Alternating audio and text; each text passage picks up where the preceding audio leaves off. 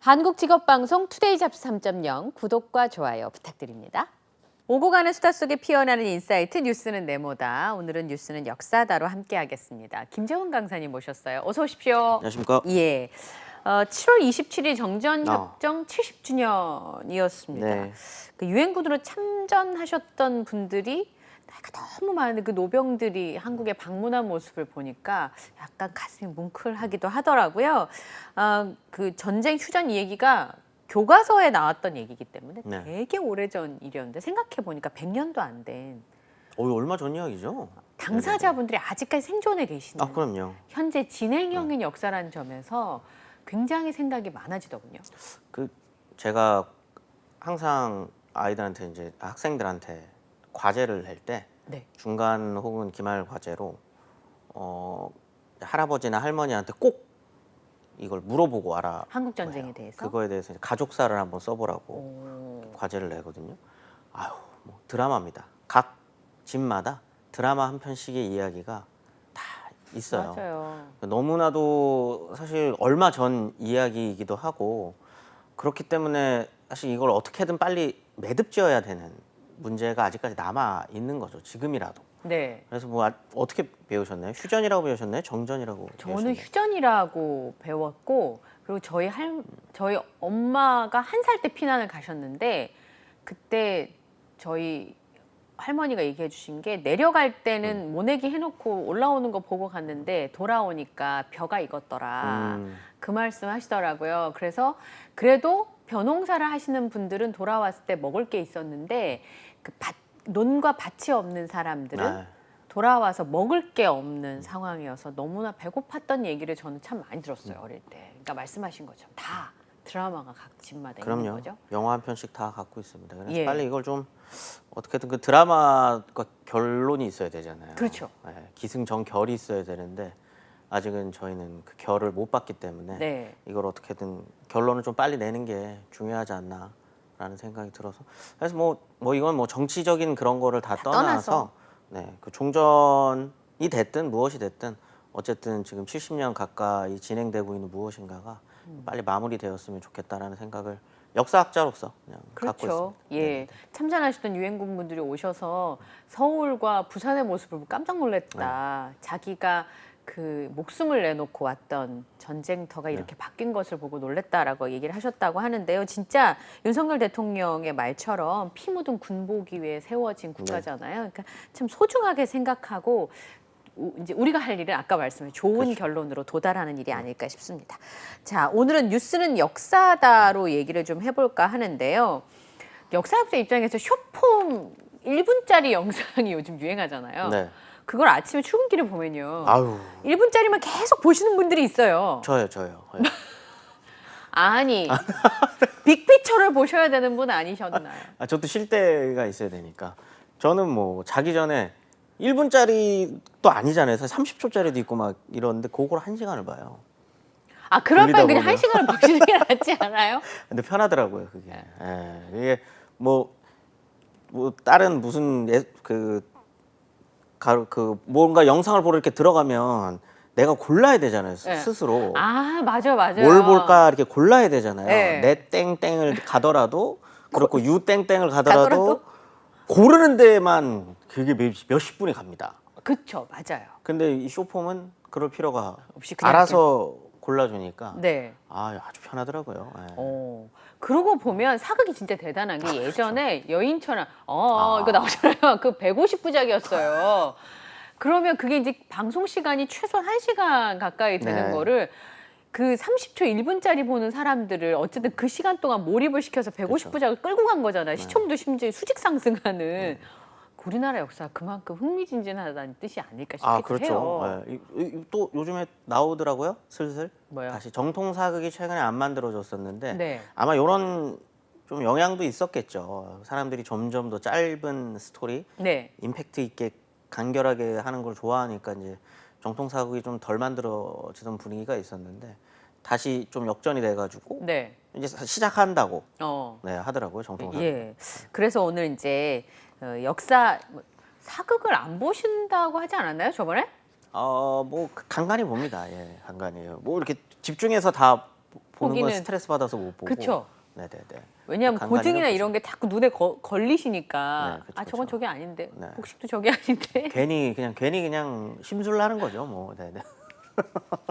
알겠습니다. 예. 오늘 김재훈 쌤과 문정왕후에 대한 이야기를 좀 나눠보려고 하는데요. 중종의 첫 번째 왕비가 아니었는데 그럼 그걸 계비라고 부르나요? 네네네. 그런데 후궁은 아니고요. 네. 헷갈리는데요. 계비와 후궁은 다른가요?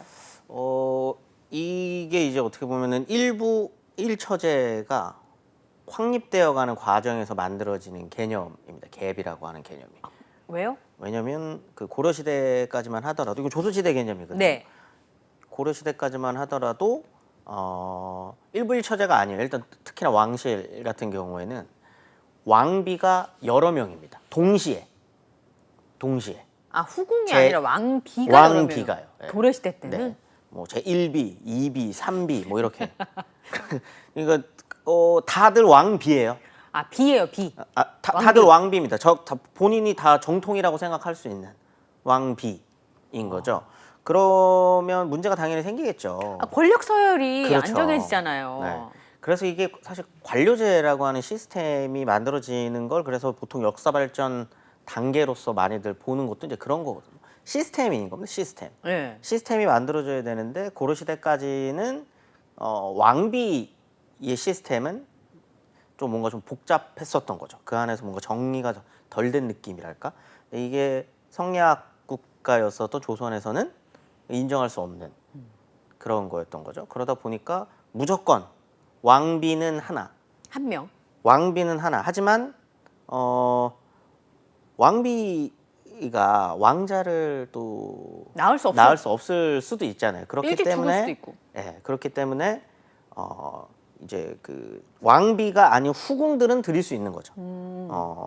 안정적인 어떤 그 왕위 자녀 계승을 위해서? 왕위 계승을 위해서 했었던 건데 하지만 조선에 그렇지만 위계화가 명확한 거예요. 왕비 그다음에 그 밑에 있는 후궁. 근데 이 후궁들도 원래는 그 등급이 없었습니다. 그 관직 체제 안에 들어가 있지 못했었던 거예요. 네. 그러면 여기도 복잡해지잖아요. 여기 그렇죠. 안에서도. 네. 그래서 이것도 한번 정리를 합니다.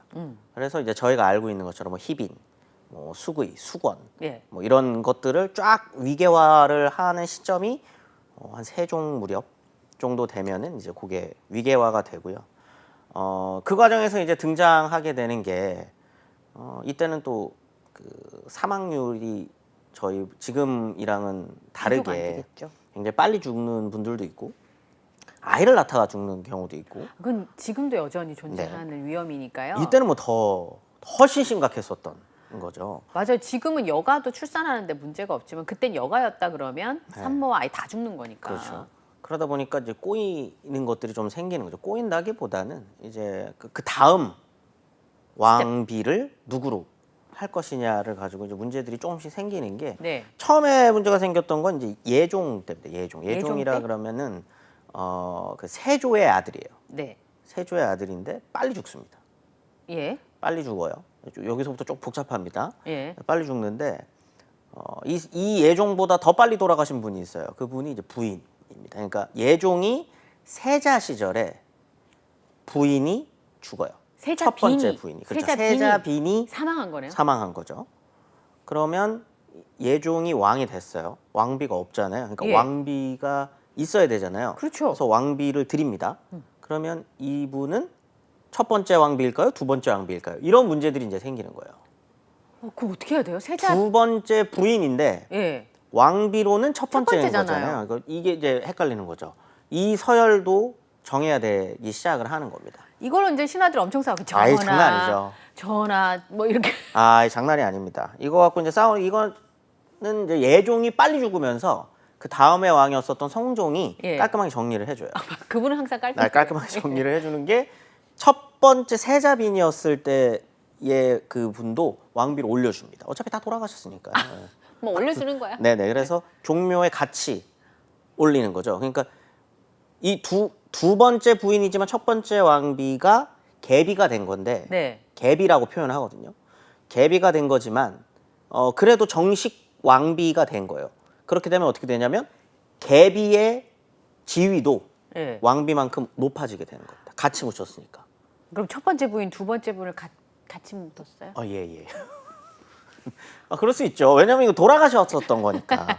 돌아가시고 이번 두 번째 사별하고 드린 사별하고 드린 아내니까? 거기 때문에 그래도 그거 그게 참 아내 입장에서 보면 같이 묻혔다니까 좀 그렇네. 그렇게 생각할 수 있죠. 네. 근데 이제 문제가 심각해지는 건 이제 성종 때인데 성종 때는 그분은 앞에 거는 깔끔하게 정리하셨는데. 부인이 많으셔서요. 그때 또 예전에 그 얘기 또 잠깐 해주신 것도 기억나네요. 예. 부인이 좀 많으셔가지고 첫 번째 부인이 있었는데 첫 번째 부인이 아들을 낳지 못해서 이제 후궁을 드립니다. 네. 근데 그 후궁을 드린 분이 이제 나중에 그 패비윤 씨가 되는 재헌왕후. 연산군 엄마. 그렇죠. 근데 이분이 이 재헌왕후가 이때는 이제 왕후였으니까. 네. 왕후가 아닐 때죠. 왕후가 아니에요. 헷갈리죠. 후궁이었다면서요. 후궁일 때 네. 연산군을 잉태해요. 네. 근데 첫 번째 왕후가 네. 돌아가십니다. 그럼 어떻게 되는 거예요? 자, 그러면 이제 왕비를 새로 드려야 되잖아요. 그쵸. 간택을 해야 될 거 아니에요. 그렇죠. 근데 이때는 아직까지는 성종 때까지는 어떻게 하냐면 후궁 중에서 골라서 올립니다. 왜 그렇게 해요? 이때까지 그러니까 법도가 아직까지 명확하지 불만이 이제 생기는 거죠. 아니 이렇게. 성종의 입장에서 제가 네. 궁금한 게 성종의 입장에서는 새 왕비를 드리고 싶을 것 같아요. 근데 아까 말씀드렸었던 것처럼 네. 이미 이 재헌왕후가 아들인지 딸인지는 모르지만 아이를 갖고 있었기 때문에 왕후의 자격이 된다라고 이제 생각을 했었던 거죠. 후궁이라도. 아이를 그래서, 가졌으니까. 네, 그래서 자연스럽게 왕후가 됩니다. 오. 그래서 이때부터는 전통이 그래서 어떻게 되냐면 계비를 고르는 그 어떤 법도가 밑에 있었던 후궁들 중에 뭐 아이를 잉태했거나 아니면 이미 가지고 있거나 이런 분들 중에서 올리는 걸로 이렇게 이제 됐었던 거죠. 새로 뽑는 게 아니라. 약간 검증이 된 사람들 중에서. 그렇죠. 그리고 중요한 말씀해 주신 게 뭐냐면 후궁도 아무나 못 됩니다. 그러니까 저희는 드라마를 너무 많이 봤어요. 이게 이제 그 궁녀가 승은을 입어서 후궁이 네. 된다고 생각했는데 꼭 그런 그 전에 드라마 보니까 후궁도 두 종류로 갈리더라고요. 양반 자제에서 그럼요. 이렇게 그 규수집에서 뽑아서 올라오는 경우도 후궁이 된 사람. 그러니까 그때 김혜수 씨 나온 드라마 보니까 양쪽에 갈려서 안 뜬대요. 그러니까 급이 있죠. 예, 왜냐하면 김혜수 씨가 중전인데 네. 이쪽에는 양반, 그러니까 말하자면 명문가 교수들 중에서 드린 후궁. 여기서는 아까 말하자면 궁녀들 중에서 이제 빈이 된. 근데 서로 이 텐션이 무섭더라고요. 장난 아니죠. 하지만 중정 밑으로는 무조건 다 꿇어야 되는. 위계에서 명확합니다. 김혜수 씨 밑으로 다 꿇어야 돼요. 그래서 그때 그 드라마가 좀 논란이 있었던 거예요. 슈룹이요? 예. 왜냐면 감히 그럴 수 없습니다. 중전이 낳은 아들은 대군이에요, 대군. 그렇죠. 대군이랑 그냥 군은요, 하늘과 땅 차이입니다. 그래요? 감히 넘볼 수 없습니다. 거기 계속 대군한테 아이고, 그러다가는 계속 이렇게 막 아니. 삐딱선 타잖아요. 그래서 문제가 됐었던 거예요. 그 드라마가. 그럴 수가 없어요. 그래서 사극 안 보시는 거예요? 대군과 군 차이는 어마어마하고요. 당연히. 왜냐하면 여기서 맞먹게 되면 다음 세자 그리고 그 다음에 왕위를 잇는 과정에 문제가 생길 수밖에 없어요. 예를 들어서 중전이지만 왕 입장에서 안 찾게 될 수도 있잖아요. 자기가 예뻐하는 부인은 따로 있을 수 있으니까. 박색하다거나. 그냥 예를 들어서 왕 기준에서 기가 너무 세다거나. 더 뭔가 좀 이렇게 마음이 통하는 분이 있을 수 있잖아요. 그렇죠. 근데 그렇게 되면은 위계서열이 꼬이는 거예요. 후궁과 중전은 엄연히 차이가 있는데 그렇기 때문에 이건 조선 시대에서 굉장히 중요한 위계입니다. 감히 중전을 후궁이 넘볼 수 없는. 다 꿇어예요. 그럼요. 무조건 4명부에서는 그냥 끝이에요. 그렇게 되면 어떻게 되느냐? 첫 번째 왕비가 돌아가시거나 그렇게 되면 이제 새로 뽑아야 되잖아요. 전쟁입니다. 내가 왕비가 된다. 전쟁. 근데 그 전쟁이 벌어지는 게 중종 때입니다. 중종 때. 중종 때요? 네네. 중종 때 뭔 일이 있었는데요? 반정. 중종이 반정으로 올라가잖아요. 왕이 된 거잖아요. 네. 근데 중종은 진성대군이었습니다. 네, 대군 시절에. 저기 이제 저 가게 네. 복잡하죠? 아주 복잡합니다. 잠깐만요.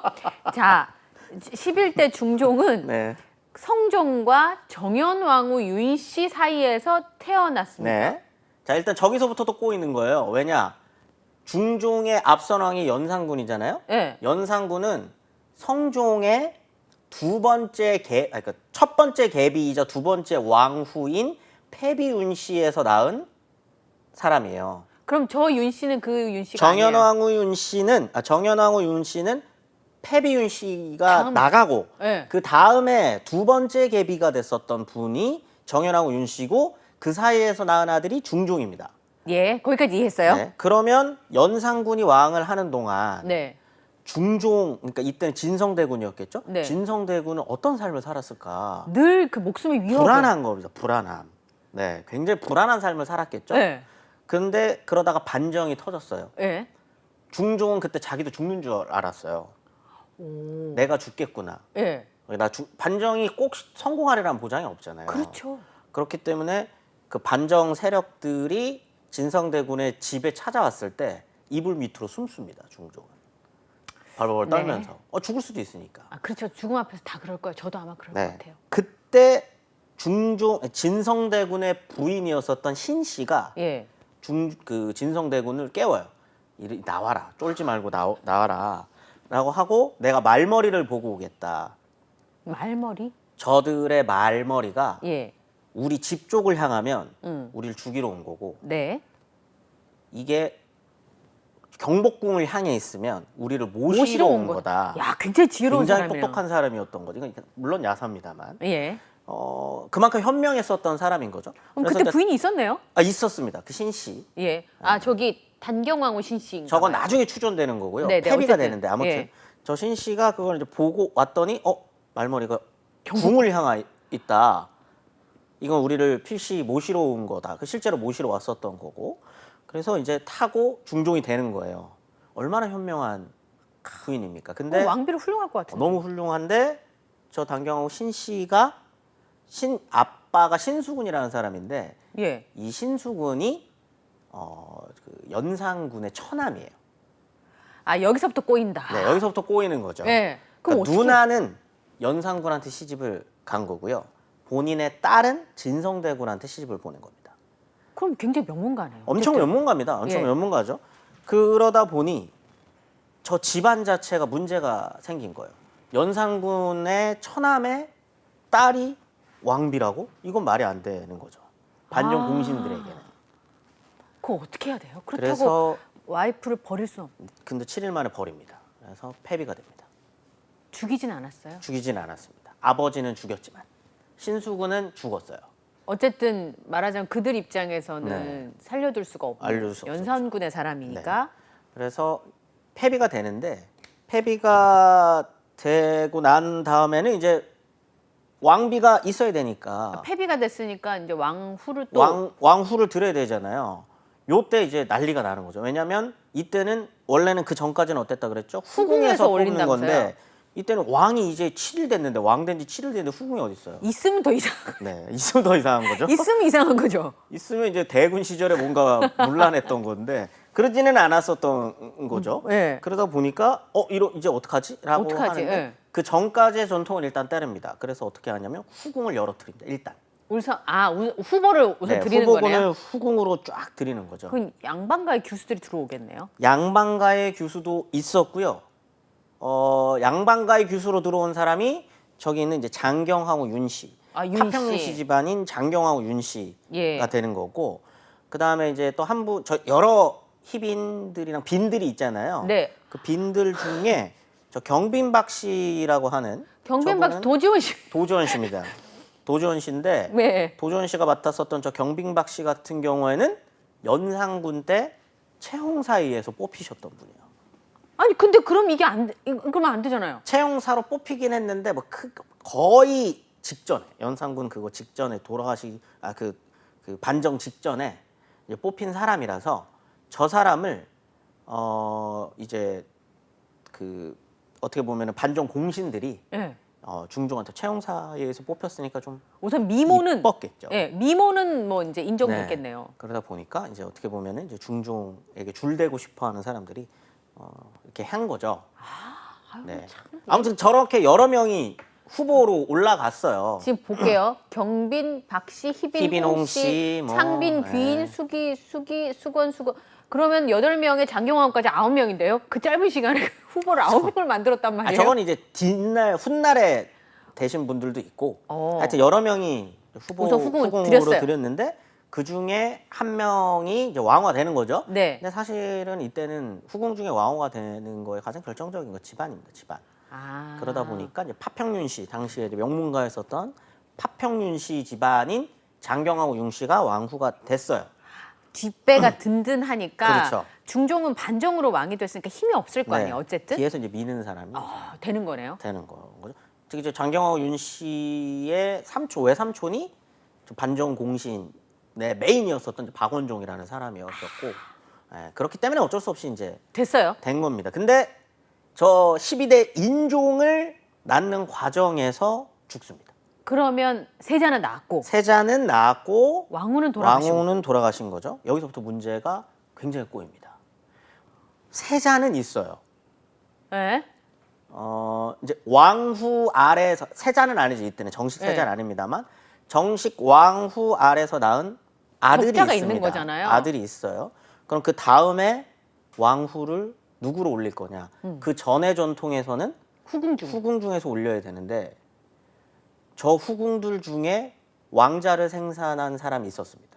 그 사람이 경빈박 씨였어요. 복성군을 낳았었던 거죠. 근데 경빈박 씨는 복성군을 낳았지만 집안이 한미합니다. 아까 채용사에서 그리고 했으니까. 여기서부터 잘 생각하셔야 돼요. 장경왕후 밑에서 낳은 아들이 있어요. 네. 적장자입니다. 적장자예요. 근데 경빈박 씨 밑에 복성군이 있어요. 아니 경빈박 씨를 올리면 인지 정말 난리가 나는 거죠. 전쟁이 나는 거네요. 그러면 복성 대군이 되는 거예요. 근데 나이가 더 많아요. 이렇게 되면 장경하고 윤 씨 사이에서 중종과 낳은 아들의 위치가 흔들릴 수 있죠. 흔들리는 거죠. 제일 짜증나는 사람이 누굴까요? 파평윤 씨 집안입니다. 이런 그 왕후를 어렵게 낳았더니. 이게 뭐야? 이게 뭐 이렇게 되니까 이때부터 갑자기 신하들이 이런 얘기를 하기 시작합니다. 후궁에서 왕비를 만드는 거 법도에 어긋난다. 전하 그러시면 안 안 됩니다. 됩니다. 근데 그런 얘기들이 이제 시작이 되는 거죠. 왜? 이제 또 갖고 와요. 또 이제 또 사료 찾아야 되죠. 중국 사료들을 막. 아까 명분을 만드는 거죠? 명분을 만드는 대학년이라고 하는 그 책에 보면 감히 처가 될 수는 없다라는 표현이 있다. 근데 어떻게 이걸 왕이 따르지 않느냐. 그 전에 그러면 이미 그렇게 해놓고 장경 왕후는 장경왕후도 그렇게 올라갔지만 근데 이제 그게 안 되는 거죠. 아무튼 예. 그러면서 새로 그땐 뽑아야 틀리고 된다. 지금 맞구나. 원래 정치라는 게 다 그런 거 아니겠습니까? 새롭게 왕후를 뽑아야 된다. 네.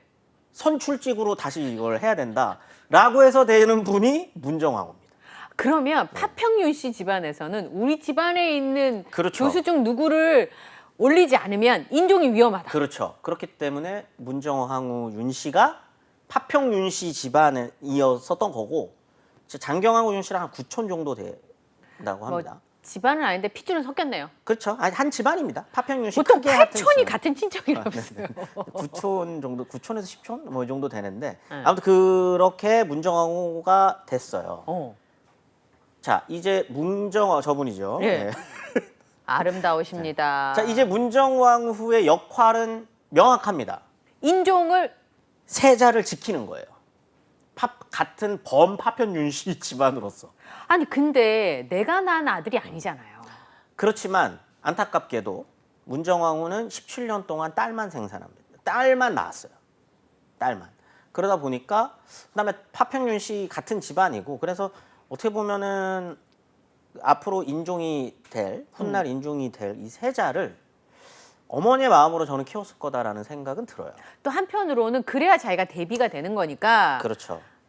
노후를 위해서라도 아니, 꼭 그렇게 정치적인 목적이 아니더라도 17년 가까운 시간 동안 이 세자가 예. 크는 동안 정식 왕후잖아요. 어. 정식 왕후고 어떻게 보면 구촌 언니 예, 아들이니까. 아들이기도 하고 같은 집안에서 낳은 거기도 하고 그러다 보니까 사랑으로 키웠을 것 같아요. 어쨌든 집안으로서도 지켜야 되는 상황인 거고. 왜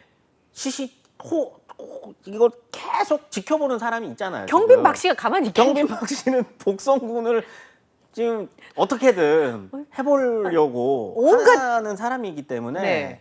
그다음에 또 중종이 경빈 박 씨를 또 그렇게 이뻐했습니다. 아, 그렇게 했죠. 네, 이쁘니까. 아니, 그런 것도 있지만 네. 어쨌든 뒤에 그 집안이 있는 문정왕후는 부담스러울 수 있잖아요. 중종 입장에서. 그렇죠. 그러다 보니까 이제 범 파평윤 씨 집안에서 저 경빈 박 씨를 쳐내기 위해서 하는 사건을 만드는 게 작서의 변이라고 하는 사건을 하나 만들어내는데 작서의 변이 뭘까? 쥐의 사지를 잘라서 인두로 지져서 그걸 궁에다 걸어놓은 거예요. 저주를 하는 거죠. 저주. 경빈 박 씨가 그랬다? 네, 그런 혐의를 씌울 수 있을 만한. 그걸 우선 이렇게 파평유 씨 집안에서 어떤 빌드업을 한 그렇죠. 거네요. 빌드업을 한 거죠. 빌드업을 한 겁니다. 그래가지고 이거는 세자 죽으라고 경빈 박 씨가 했을 것이다. 경빈 박 씨가 했을 것이다라고 하는 빌드업을 해놓고 내칩니다. 그리고 경빈 박 씨가 사사돼요. 복성군까지도. 근데 나중에 알고 보니까 이게 그쪽 집안에서 한 일이 아니었었던 걸로 밝혀지거든요. 그러니까 자기들이 이렇게 해놓고 이게 뭐야? 이런 짓을 할 거는 세자를 음해하려는 복성군과 복성군 엄마. 복성군의 엄마다라고 하는 핑계를 댄 거죠. 그렇게 해서 범 파평윤 씨 집안이 안정적으로 그 다음에 이제 세자가 있으니까 네. 이어서 나갈 수 있게끔 되나 싶을 때쯤 네. 정말 말도 안 되는 일이 벌어지는 거죠. 정말 말도 안 되는. 조선 시기에서는 진짜 있을 수도 없는 무슨 일인데요? 30대 후반에 문정왕후가 아들을 낳습니다. 저도 30대 후반에 딸을 낳았어요. 이때는 의료기술이 그렇지 않기 때문에 네. 심지어 아까 말했던 장경왕후 같은 경우는 그 젊은 나이에 아이를 낳다 죽는 경우도 있는데 30대 후반에 38인가에 나오시거든요. 저도 38에 낳았습니다. 동시기에 나오셨군요. 근데 그때 아들을 출산합니다. 갑자기 미스테리물로. 네, 이렇게 되면은 범 파평윤 씨가 분열이 되는 거죠. 계파가 이제 분열. 장경왕후 쪽 그 이전에 있는 이제 인종, 네. 지금의 현 세자파와 인종파와. 저기 있는 인종파와 명종파로 나뉘는 거예요. 그러면서 서로 싸우기 시작을 하는데 그렇기 때문에 이때의 문정왕후의 모습들이 조선왕조실록에 안 좋게 적히기 시작하는 거예요. 표독스럽다, 간악하다, 막 이런 표현들이 이제 들어가기 시작하는 거죠. 왜냐? 문정왕후 입장에서는 목숨 건 싸움을 해야 됐었던 겁니다. 아니면 죽을 수도 있어요. 인종이 만약에 마음을 먹어요. 아무리 지금 나를 키워준 엄마지만 나의 라이벌을 낳은 사람이기도 하고 이 사람들이 나를 어떻게 할지도 모른다라고 하는 불안함이 있을 수 있거든요. 세자 입장에서는. 그렇게 되면 이제 목숨 건 싸움을 서로 하는 겁니다. 잠깐, 그러면 네. 인종이 세자 시절에 네. 문정왕후가 아들을 낳은 거니까. 이런 변고가 네. 있나. 이게 진짜 이제 복잡해지는 거죠. 네. 근데 또 문제가 생기는 게 그 인종이 왕이 됩니다. 중종이 죽고 네. 인종이 왕이 되는데 인종이 조선 왕 역사상 가장 짧은 재위 기간을 얼마? 8개월 만에 죽습니다. 혹시 누가 독살한 거 아니에요? 그런 생각을 할 수밖에 없게끔 죽어요. 소문이 나지 않겠습니까? 뭐 되게 시끄럽겠죠. 네. 게다가 지금 그 문정왕후가 낳은 그 아들은 나이가 굉장히 어립니다. 그때 몇 살이었어요, 세자가? 서너 살밖에 안 됐어요. 굉장히 어린 나이였어요. 굉장히 어린 나이. 자, 그러면 인종이 죽었는데 서너 살밖에 안 된 아들이 있어요. 네. 어쨌든 적장자인 거잖아요. 네. 인종이 죽고 나서. 적장자는 아니지만 어쨌든 네. 왕과 왕비 사이에서 태어난 명분 있는 아들인데 네. 그럼 5살, 4살 되는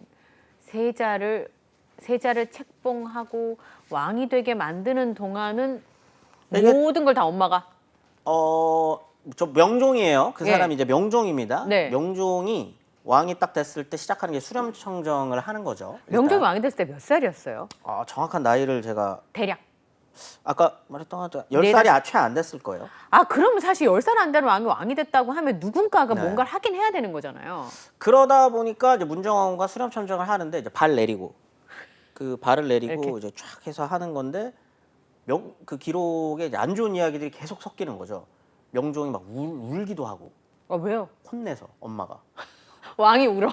엄마가 혼내서. 네네.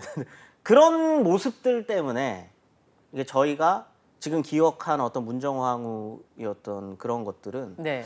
그때 당시에 어떤 살림 세력들이 예. 감히 어떻게 여자가 정치를 할 수 있어. 예. 그다음에 자기 아들을 어떻게 보면 본인들 입장에서는 예. 살려고 했었던 거였는 생존을 위한 싸움이었는데 자기 아들 왕 만들기 위해서 간악한 짓을 했었던 그런 사람들로 그 훗날 예. 기록에 이제 적혀지다 보니까 네. 우리가 기억하는 문정왕의 모습은 그런 어떤 표독스럽고 그렇죠. 그런 모습들만 남아 있게 된 거죠.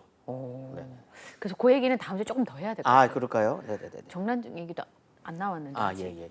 뭐 다음 시간에 조금 더. 아니, 왜냐하면 150편으로 만들어진 드라마를 그렇죠. 저희가 30분 20분 안에 이렇게 힘들죠. 그 앞에는 또 중종 얘기였어요. 10분. 그렇죠. 예. 문정왕후 얘기는 다음 주에 조금 더 이어서 전해드리도록 하겠습니다. 재원 쌤, 조심해서 가시고요. 예. 다음 주에 뵙도록 하겠습니다. 오늘 고맙습니다. 감사합니다. 네.